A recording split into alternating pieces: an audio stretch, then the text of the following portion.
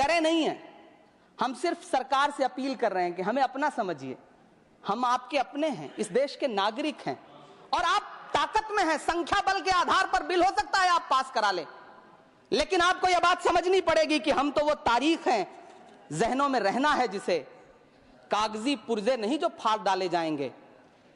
जिस जमीन पर मैं खड़ा हूं ये मेरी पहचान है। आप आंधी हैं तो क्या मुझको उड़ा ले जाएंगे? हम ही को कातिल कहेगी दुनिया, हमारा ही कत्लेआम होगा। हम ही कुएं खोदते फिरेंगे, हम ही पे पानी हराम होगा। सभापति महोदय, सन 1947 में दिल्ली की जामा मस्जिद की तारीखी सीढ़ियों पर खड़े होकर के भारत रत्न मौलाना अबुल कलाम आजाद साहब ने कहा था कि मुसलमानों कहां जा रहे हो, यह है तुम्हारा मुल्क, यहां तुम्हारे आबाओ अजदाद की कब्रें हैं। उस वक्त मौलाना आजाद की ये सदाएं सुन करके लोगों ने अपने सरों की गठरियां उतार करके रख दी थी। आज उसी दिल्ली में मौजूद देश की संसद में एक बिल आया है जो हमसे उसी जामा मस्जिद की सीढ़ियों के सबूत मांगेगा, जो उन्हीं सीढ़ियों के पास अपनी कब्र में सोए हुए मौलाना आजाद को फिर से कब्र से सदा देनी पड़ेगी कि ये जो कब्र है वो मेरी कब्र है, ये किसी सरकार की जागीर नहीं है। सभापति महोदय, मैं जहां खड़ा हूं इसी संसद भवन के सामने सड़क के उस पार अपनी कब्र में सोए हुए भारत के पूर्व राष्ट्रपति फखरुद्दीन अली अहमद की कब्र है। शायद अब उस कब्र से भी सदाएं आए कि ये कब्र मेरी कब्र है, ये सरकार की जागीर नहीं है। सभापति महोदय, मैं वक्फ कानूनों में किए जा रहे संविधान विरोधी बदलावों के खिलाफ बोलने के लिए खड़ा हुआ हूं। संविधान का आर्टिकल 14 हो, 29 हो, 30 हो, चीख चीख कर कहता है कि देश में सब बराबर के हकदार हैं। आर्टिकल 26 कहता है कि सबको अपने अपने मजहबी कामों के लिए मंदिर, मस्जिद, गिरजाघर, गुरुद्वारों का निर्माण करने का हक है और उसका रखरखाव का भी हक है। लेकिन डॉक्टर बाबा साहब अंबेडकर के संविधान को हर दिन कुचलने वाली ये सरकार देश के मुसलमानों से नफरत में इतनी अंधी हो गई है कि खुलेआम देश की संसद में देश सरकार के माइनॉरिटी मिनिस्टर साहब और होम मिनिस्टर साहब झूठ बोलते हैं और देश को गुमराह करते हैं। झूठ शब्द असत्य बोलते हैं। सरकार ने इस बिल का नाम उम्मीद रखा है। मंत्री जी कल से इसे देश के मुसलमानों के लिए नई उम्मीद बता रहे हैं। नहीं मंत्री जी, न तो यह बिल मुसलमानों के लिए नई उम्मीद है और न ही उम्मीद की नई किरण। सभापति महोदय, भाजपा ने पूरे देश में वक्फ के नाम पर कई सारे झूठ फैलाए हैं। आइए आज उनकी सच्चाई पर बात करते हैं। वक्फ ट्रिब्यूनल को ऐसे बताया जाता है जैसे वक्फ ट्रिब्यूनल कोई मजहबी खाप पंचायत हो। सभापति महोदय, जबकि सच्चाई यह है कि वक्फ ट्रिब्यूनल भी तो सरकारी न्यायिक विभाग है जिसमें सरकार द्वारा नियुक्त जज होते हैं, जिसमें प्रशासनिक अधिकारी होते हैं, कहीं ऊपर से थोड़ी आ गए। सभापति महोदय, देश के गृह मंत्री जी ने इसी सदन में कहा कि वक्फ ट्रिब्यूनल के फैसले के खिलाफ कोई कोर्ट नहीं जा सकता, जबकि सच यह है कि वक्फ एक्ट 1995 की धारा 83(9) के तहत हाई कोर्ट वक्फ ट्रिब्यूनल के फैसले की न सिर्फ समीक्षा कर सकता है बल्कि उसे बदल भी सकता है। सच तो यह है कि वक्फ बोर्ड खुद अपनी जमीनों के लिए कई सारी कोर्ट में मुकदमे लड़ रहा है। सभापति महोदय, दिल्ली की जिन 123 संपत्तियों को लेकर कल माइनॉरिटी मिनिस्टर, होम मिनिस्टर साहब और अभी आदरणीय नेता सदन बात कर रहे थे, आइए उनकी सच्चाइयों पे भी बात करते हैं। 1911 में जब अंग्रेजी हुकूमत ने कोलकाता के बजाय दिल्ली को राजधानी बनाने का फैसला किया तो रायसीना हिल्स के चारों तरफ जो मुसलमानों की ढेर सारी जमीनें थी उनको एक्वायर किया गया और लुटियन को इसकी तामीर की जिम्मेदारी सौंपी गई। सेंट्रल विस्टा की तरह लुटियन जोन का मेगा प्लान तैयार हुआ, लेकिन उस वक्त के मुसलमानों ने उस वक्त की अंग्रेजी हुकूमत से अपनी इबादत गाहों को बचाने के लिए लड़ाई लड़ी। मामला ब्रिटिश गवर्नमेंट तक पहुंचा। तब यह तय हुआ कि वो जो धार्मिक स्थल हैं उन्हें जस का तस रहने दिया जाएगा। इंडिया गेट के बगल वाली मस्जिद हो, जाप्तागंज, सुनहरी बाग मस्जिद हो, पार्लियामेंट रोड वाली मस्जिद हो, ऐसी 123 संपत्तियों के मैनेजमेंट के लिए 1913 में मुसलमान वक्फ वैलिडेशन एक्ट बना और उसके बाद एक नया शहर बसाया गया जिसे लुटियंस जोन का नाम दिया गया। फिर 1943-45 के बीच एक और समझौता हुआ आजादी से पहले, उसके तहत काफी सारी वक्फ जायदादों को सुन्नी मजलिस औकाफ बनाकर उसके अंडर किया गया ताकि उसकी देखरेख की जा सके। गृह मंत्री जी 2 दिन से सदन में जो बात कह रहे हैं वो दरअसल 123 संपत्तियां उसी सुन्नी मजलिस औकाफ के तहत आती है। सभापति महोदय, आजाद भारत आजाद हुआ। आजादी के बाद भारत में 1954 में वक्फ एक्ट लागू हुआ, जिसकी धारा 9 के तहत 1964 में केंद्रीय वक्फ काउंसिल का गठन हुआ। दिल्ली की वही 123 प्रॉपर्टीज को 1970 में सर्वे गजट करके गजट नोटिफाई किया गया। इसके निपटारे के लिए पूर्व प्रधानमंत्री इंदिरा जी के द्वारा 1974 में एक बर्नी कमेटी बनाई गई। बर्नी कमेटी ने 1976 में इन 123 संपत्तियों को दिल्ली वक्फ बोर्ड की संपत्ति होने की रिपोर्ट सौंपी। उस रिपोर्ट के आधार पर 1984 में कांग्रेस सरकार ने उन 123 प्रॉपर्टीज को दिल्ली वक्फ बोर्ड को सौंपने का फैसला किया, जिसके खिलाफ विश्व हिंदू परिषद कोर्ट गई। मामला 2011 तक पेंडिंग रहा। फिर 2011 में कोर्ट ने सरकार को आदेशित किया कि इसका निपटारा करो। तब 2013 में तत्कालीन यूपीए सरकार ने दिल्ली की उन्हीं 123 जायदादों को बर्नी कमेटी की सिफारिशों के मुताबिक वक्फ बोर्ड के हवाले किया। यही वो प्रॉपर्टीज हैं जिनके नाम से गृह मंत्री जी कल से कांग्रेस को कोस रहे हैं। फिर आई 2014 में भाजपा की सरकार, जो तब से इन जमीनों को हड़पने की साजिश कर रही है। जिस बिल को मुसलमानों के हुकूक की हिफाजत करने वाला बिल बताया जा रहा है, उसी को पेश करने के लिए और उस पर बात करने के लिए लोकसभा में भाजपा सरकार के पास एक भी मुस्लिम सांसद नहीं है। जिस वक्त, मैं लोकसभा कह रहा हूं, सुना करिए, जिस वक्फ बिल को मुस्लिम महिलाओं को हक दिलाने वाला बताया जा रहा है, उसे संसद में पेश करने वाली पार्टी के पास न तो राज्यसभा में, न लोकसभा में, न देश की किसी विधानसभा में एक भी मुस्लिम महिला सदस्य नहीं।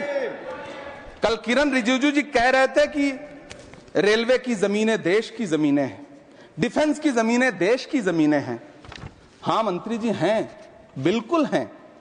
ये जो वक्फ की जमीनें हैं, ये हमारे पुरखों ने धार्मिक कामों के लिए डोनेट किया है, तो हम भी तो इसी देश के नागरिक हैं, हम भी तो इसी देश के बेटे हैं, तो वक्फ की जमीनें भी तो इसी देश की जमीनें हैं। उनको पराया क्यों बोलते हैं आप? सभापति महोदय, अशफाकुल्लाह खान जब फैजाबाद की जेल में फांसी के फंदे पर झूल रहे थे, तो इसी देश की जमीन के लिए झूल रहे थे ना। सभापति महोदय, अंडमान की जेल में काला पानी की सजा काटकर अपनी जान देने वाले मौलाना फजले हक खैराबादी हो या शेर खान अफरीदी हो, वो भी तो इसी जमीन के लिए अपनी जान दे रहे थे ना। सभापति महोदय, पाकिस्तान के खिलाफ लड़ते हुए अपनी जान देने वाले महावीर चक्र विजेता ब्रिगेडियर उस्मान हो या पाकिस्तान के पैटर्न टैंक उड़ाने वाला परमवीर चक्र विजेता वीर अब्दुल हमीद हो, वो भी तो इसी जमीन के लिए अपनी जान दे रहा था ना। और मंत्री जी, मैं इस सदन में अलल ऐलान ये कहता हूं कि जब भी इस देश की जमीन को लहू की जरूरत होगी, आपसे 2 कदम आगे इमरान खड़ा मिलेगा, ये मैं आपसे यकीन दिलाते हुए कह रहा हूं। सभापति महोदय, मैं सरकार से कहना चाहता हूं, हमसे हमारी इबादत गाहें तो मत छीनिए ना, हमारे घरों पे बुलडोजर तो मत चलाइए ना, हमारी कब्रों में तो हमें सुकून से सोने दीजिए ना। सभापति महोदय, माइनॉरिटी मिनिस्ट्री का बजट कट करके, मुस्लिम बच्चों की स्कॉलरशिप बंद करके अब सरकार कह रही है कि हम वक्फ की आमदनी से गरीब मुसलमानों का भला करेंगे। गुजरात की बेटी बिल्किस के बलात्कारियों की रिहाई के बाद उन्हें माला पहनाने वाली लोगों के नेता ये कह रहे हैं कि यह बिल मुस्लिम महिलाओं को उनका हक दिलाएगा। धन्यवाद मोदी जी, क्या बढ़िया सौगातें मोदी दे रहे हैं आप। पहले हमें गुजराते मोदी दिया, आप सौगाते मोदी दे रहे हैं। लेकिन यह सरकार इतना याद रखे कि इसी ठसक के साथ देश की संसद में सीए का कानून भी लाया गया था और कहा गया था बड़े बड़े भाषण दे करके कि पड़ोसी देशों से हिंदू भाइयों को ला करके यहां नागरिकता दी जाएगी। लेकिन मैं आपके संज्ञान में लाता हूं सर कि पिछले इतने दिनों में इनसे नागरिकता लेने के लिए 2000 व्यक्ति भी नहीं आए, जबकि इसके उलट इन्हीं की सरकार में पिछले 10 साल में 15 लाख से ज्यादा भारतीयों ने भारत की नागरिकता छोड़ करके दूसरे देश में जाकर के बस गए। यह हुआ उस कानून का अंजाम। सभापति महोदय, इसी तरह की जिद के साथ किसानों के खिलाफ भी कानून लाए गए थे। जिस तरह आज वक्फ के फायदे गिनाए जा रहे हैं, उसी तरह से किसानों को भी कृषि कानूनों के फायदे गिनाए गए थे। लेकिन अंजाम क्या हुआ? 700 किसानों की शहादत लेने के बाद सरकार को अन्नदाता किसानों के सामने घुटने टेकने पड़े और कृषि कानून वापस लेने पड़े। जिल्ले इलाही, जमहूरियत जो है वो नफरत और ठसक से नहीं चलती है, अकड़ से नहीं चलती है, उसमें सबकी हिस्सेदारी जरूरी है। कल देश के माइनॉरिटी मिनिस्टर ने लोकसभा में खड़े होकर एक शेर सुनाया था कि मुझसे कोई बदगुमान न हो, तो मैं उन्हें एक शेर सुनाना चाहता हूं कि मैं आज जद पे हूं तो इतना खुशगुमान न हो, मैं आज जद पे हूं तो इतना खुशगुमान न हो, चराग सबके बुझेंगे हवा किसी की नहीं। नीतीश कुमार जी हो, चंद्रबाबू नायडू जी हो, चिराग पासवान जी हो, जयंत चौधरी जी हो, देवे गौड़ा जी हो, जीतन राम मांझी जी हो, सबको समझना पड़ेगा कि जब जंगल में आग लगती है तो न वो बरगद बचते हैं जो हवा को आंधी में तब्दील करते हैं, न वो बांस बचते हैं जो आपसी रगड़ से चिंगारी पैदा करते हैं। सभापति महोदय, जब देश को मनमोहन सिंह साहब जैसा काबिल प्रधानमंत्री मिलता है तो देश को आरटीआई जैसा एक्ट मिलता है, सेज जैसा एक्ट मिलता है, मनरेगा जैसा एक्ट मिलता है, लिबरलाइजेशन मिलता है, राइट टू एजुकेशन मिलता है, नेशनल फूड सिक्योरिटी एक्ट मिलता है। लेकिन जब देश को सौगातें मोदी मिलती है तो क्या मिलता है? सीए मिलता है, फॉर्म्स लॉ मिलता है, आर्टिकल 370 मिलता है, इलेक्टोरल बॉन्ड जैसा एक्ट मिलता है और वक्फ अमेंडमेंट एक्ट जैसे बिल देश को मिलते हैं। मुझे तो अपने हमवतन भाइयों से पूछना है कि आपको अपने बच्चों की तरक्की, खुशहाली और नौकरी की दरकार है या फिर मुसलमानों की दान की गई जमीनों को लूटकर धन्ना सेठों को देने की साजिश करने वाले कानून की? सभापति महोदय, यह सरकार रात के 3 बजे तक पूरे देश को जगा करके संसद में अपने ही नागरिकों को नीचा दिखाने के लिए वक्फ बिल ला रही थी, तो उधर रात के 1:30 बजे अमेरिका हम पर 26% टैरिफ लगा रहा था। सरकार की प्राथमिकताएं देश को पता। सभापति महोदय, मैं बहुत भावुक हूं आज, और मुझे अच्छा लगा कि आदरणीय नेता सदन जगत प्रकाश नड्डा जी ने बहुत अच्छी बातें भी की, मन से बातें की। क्योंकि उनके नाम में प्रकाश जुड़ा है तो मैं उनमें हमेशा एक रोशनी की किरण देखता हूं।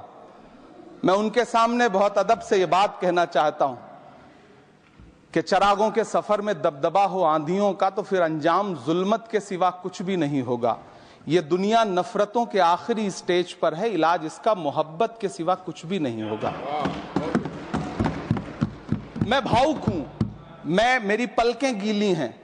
अगर देश की एक बहुत बड़ी आबादी को लगता है कि आप उसका भला करने के लिए नहीं बल्कि उनकी इबादतगाहों, उनकी कब्रिस्तानों, उनकी खानकाहों को बर्बाद करने का बिल ला रहे हैं, तो फिर आप अगर समझाने में नाकामयाब रहे हैं तो यह आपकी नाकामयाबी है। पहले समझाइए, उसके बाद कोई बिल लेकर के आइए, तब शायद हम आपका इतनी पुरजोर तरीके से विरोध ना करें। लेकिन सभापति महोदय, मैं अंत में सिर्फ इतना कहना चाहता हूं कि इस बिल में जो भी पॉइंट्स दिए गए हैं, बॉम्सी पोर्टल देख लीजिए, सरकार का झूठ आपको पकड़ में आ जाएगा। हम डरे नहीं हैं, हम सिर्फ सरकार से अपील कर रहे हैं कि हमें अपना समझिए। हम आपके अपने हैं, इस देश के नागरिक हैं, और आप ताकत में हैं। संख्या बल के आधार पर बिल हो सकता है आप पास करा लें, लेकिन आपको यह बात समझनी पड़ेगी कि हम तो वो तारीख हैं, जहनों में रहना है जिसे कागजी पुर्जे नहीं जो फाड़ डाले जाएंगे। जिस जमीन पर मैं खड़ा हूं ये मेरी पहचान है। आप आंधी हैं तो क्या मुझको उड़ा ले जाएंगे? आपको ये बात समझनी पड़ेगी।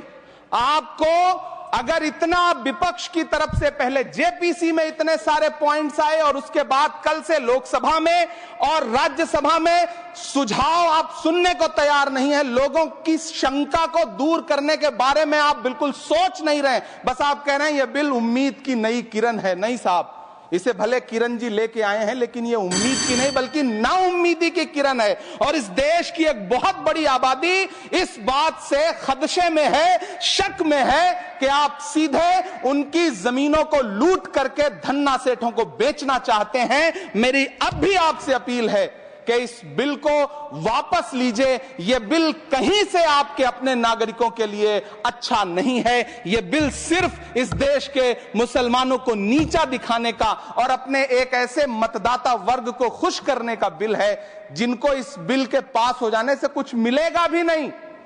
लेकिन आप एक नैरेटिव देना चाहते हैं, एक मैसेज देना चाहते हैं। मेरी आपसे अपील है कि कृपया ये जो सबका साथ सबका विकास का नारा है, इस नारे को रत्ती भर तो चरित्रार्थ कर दीजिए।